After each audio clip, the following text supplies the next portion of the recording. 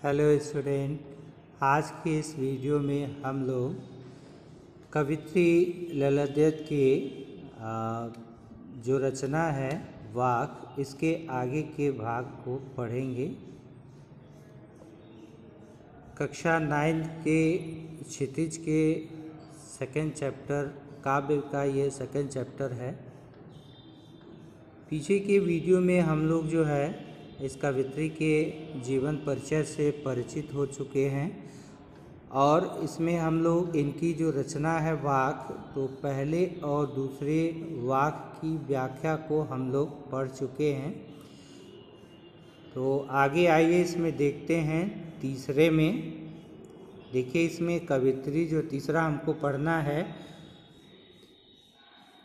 तो कवित्री इसमें अनुभव करती है कि जीवन नश्वर और क्षणभंगुर है, परंतु परमात्मा से मिलन नहीं हो पा रहा। अतः उसके हृदय में एक तड़प सी उठती है। मुक्ति का द्वार तभी खुल सकता है जबकि मनुष्य न तो पूरी तरह भोगी हो, न योगी तपस्वी हो। यानी कवित्री इसमें मध्यम मार्ग से ही मुक्ति मिल सकती है, इसके बारे में बता रही हैं अपनी इन रचनाओं में। हठ योग आदि साधना से भी उसे कुछ मिलने वाला नहीं है मनुष्य को। वह शिव तो घट घट में बसता है। हिंदू मुसलमान में हमें भेद नहीं करना चाहिए। ज्ञानी तो वह व्यक्ति है जो स्वयं को पहचानता है और उसी के माध्यम से ईश्वर की प्राप्ति हो सकती है। तो जैसा कि हम लोगों ने पहले जो है पहला इनका ये वाक कि रस्सी कच्चे धागे की खींच रही मैं नाव, जाने कब सुन मेरी पुकार, करे देव भवसागर पार, पानी टपके कच्चे सकोरे, व्यर्थ प्रयास हो रहे मेरे, जी में उठती रह रहूँ घर जाने की चाह घेरे। तो पीछे की वीडियो में हमने बताया था, इसकी व्याख्या हुई थी दो वाक्य।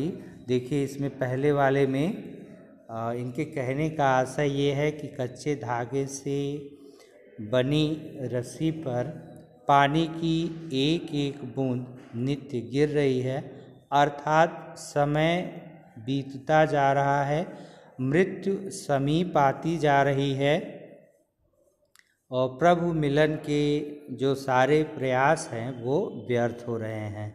तो अब कवित्री के हृदय में रह रहकर एक तड़प उठती है कि कब मैं अपने प्रभु से मिलूंगी और मैं अपने घर अर्थात परमात्मा के लोक में जाना चाहती हूँ। तो ये तो पहले वाक्य की व्याख्या। दूसरे की कि खा खा कर कुछ पाएगा नहीं, न खाकर बनेगा अहंकारी, सम खा तभी होगा संभावी, खुलेगी सांकल बंद द्वार की।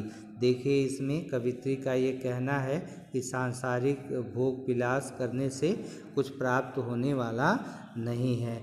कवित्री इसमें कहती है कि हे मनुष्य, तू सांसारिक भोगों में लीन मत हो, भोगों से कुछ प्राप्त नहीं होगा और न ही भोग के विरुद्ध त्याग और तपस्या का जीवन अपना, और न ही देखिए इधर भोग और विलास यानी सांसारिक मोह माया को त्यागने की बात भी कवित्री नहीं कह रही है। यानी न तो उसमें लिप्त होने की बात कह रही है और न ही उससे दूर जाने की बात कर रही है। कह रही है कि दूर जाने से भी इसका त्याग करने से भी व्यक्ति के जीवन में अहंकार उत्पन्न हो जाता है, वह अहंकारी हो जाता है सांसारिक भोग विलास को त्याग करके, तो इससे भी कुछ प्राप्त होने वाला नहीं है। इसलिए कवित्री कहती है कि सम खा तभी होगा संभावी, यानी तू भोग और त्याग के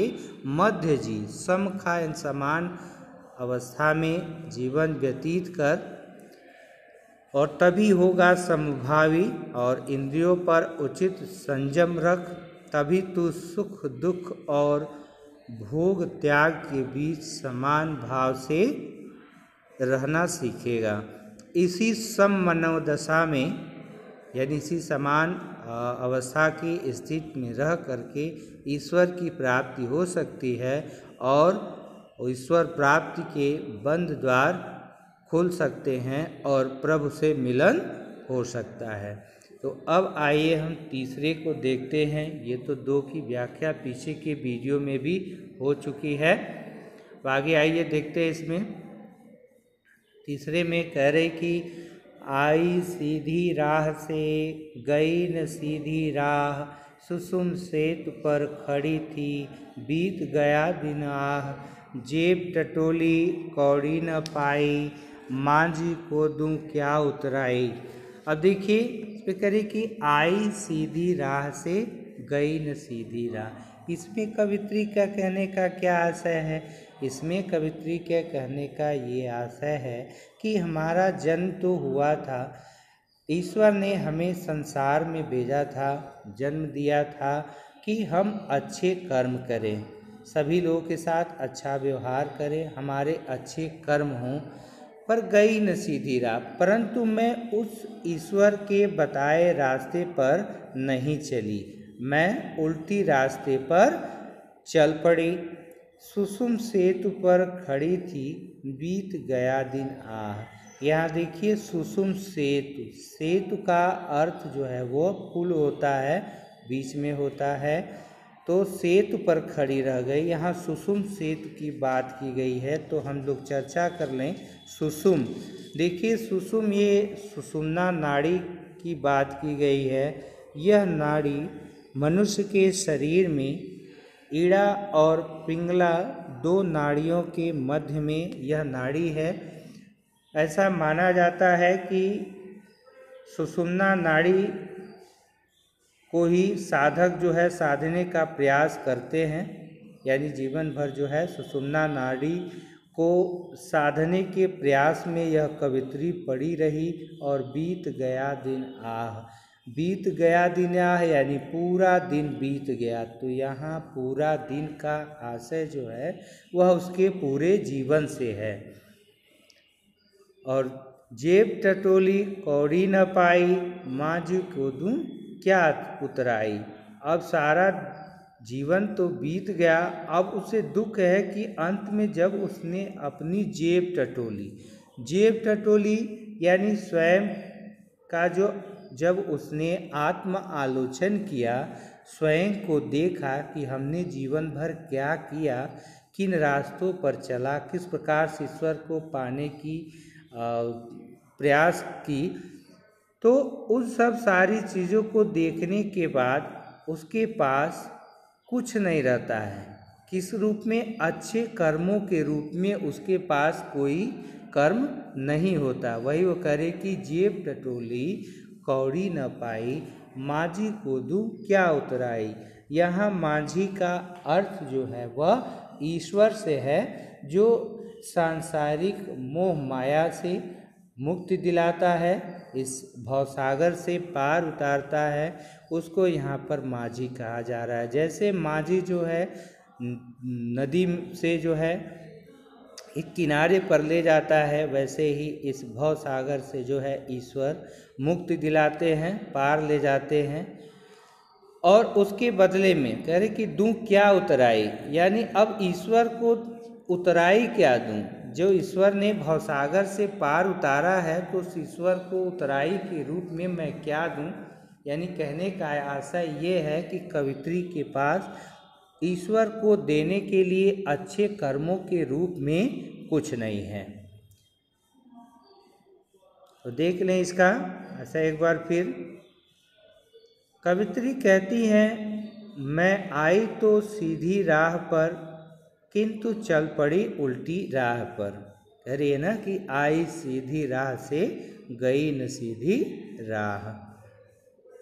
आशा यह है कि कवित्री परमात्मा प्राप्ति के पथ पर ठीक ही आई थी, किंतु उसने गलती से हठ योग का मार्ग पकड़ लिया।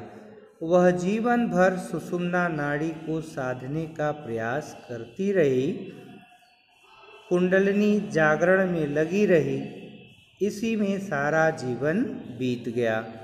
उसे दुख है कि अंत में जब उसने अपनी जेब टटोली तो उसमें कुछ भी न था। सारा जीवन व्यर्थ हो गया। अब वह परमात्मा को जवाब देने योग्य भी नहीं रही। उतराई के नाम पर उसके पास कुछ भी शेष नहीं है। तो ये अब इसके देखते हैं लास्ट वाक्य को। जैसे कबीरदास की साखियाँ और शब्द हैं, रचनाओं को हम कहते हैं साखी और शब्द, वैसे ये ललित जी की जो रचनाएं हैं इनको हम वाक्य कहते हैं। तो चौथे नंबर वाक्य में देखें क्या कह रही हैं। थल थल में बसता है शिव ही, भेद न कर क्या हिंदू मुसलमान, ज्ञानी है तो स्वयं को जान, वही है साहिब से पहचान।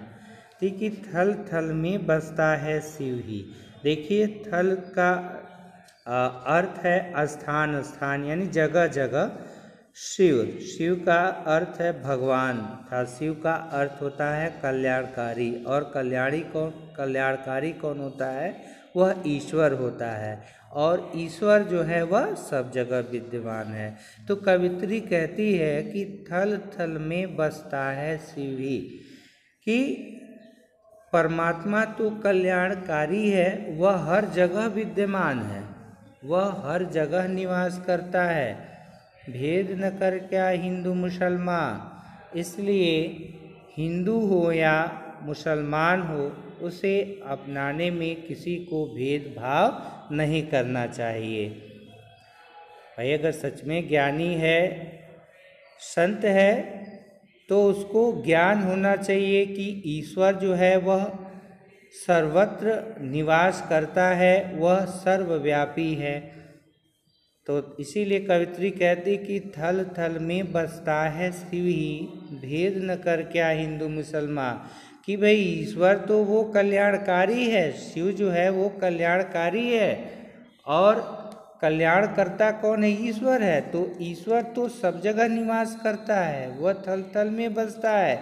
तो हमें हिंदू क्या मुस्लिम क्या इसमें भेद विभेद नहीं करना चाहिए। क्या हिंदू क्या मुसलमान, वो तो सबके अंदर निवास करता है। अरे ज्ञानी है तो स्वयं को जान, वही है साहिब से पहचान। किसी के साथ भेदभाव नहीं करना चाहिए। कवित्री ज्ञानी मनुष्य को संबोधित करके कहती है कि हे ज्ञानी, अगर वास्तव में तू सच्चा ज्ञानी है, सच्चा भक्त है, सच्चा संत है, तो पहले स्वयं को जान और स्वयं को पहचान, अपने आत्म रूप को पहचान। आत्मा से ही परमात्मा को जाना जा सकता है, यानी आत्मज्ञान ही परमात्म ज्ञान है। आत्मा को जान लेना ही परमात्मा को जान लेना है। आत्मा का साक्षात्कार ही परमात्मा का साक्षात्कार है। तो इस प्रकार इस वाक्य में जो है उन्होंने बाह्याडंबरों का विरोध किया और ईश्वर को सर्वव्यापी बताया, और अपने को जो है जीवन जो है उनका व्यर्थ हुआ, क्योंकि व्यर्थ में वह इधर उधर के चक्कर में पड़ी रहीं, हठ योग में पड़ी रहीं, बाह्याडंबर करती रहीं, धार्मिक कार्य करती रहीं, लेकिन उन्हें ईश्वर की प्राप्ति नहीं हुई, और वह जीवन भर सुषुम्ना नाड़ी को साधने के प्रयास में पड़ी रहीं, इसलिए उन्हें ईश्वर की प्राप्ति नहीं हुई। और अंत में जब ईश्वर ने उनको भवसागर से पार उतारा, तो उनको उस ईश्वर को पार उतारने के बदले देने के लिए कुछ नहीं था। वो कुछ का मतलब पैसे से नहीं है, वो अच्छे कर्मों से है, कि अच्छे कर्मों के रूप में उनके पास ईश्वर को बताने के लिए कुछ नहीं था। स्टूडेंट, आज के वीडियो में इतना ही। आगे के भाग को लेकर के हम फिर अगले वीडियो में उपस्थित होंगे। तब तक के लिए student take care, bye bye.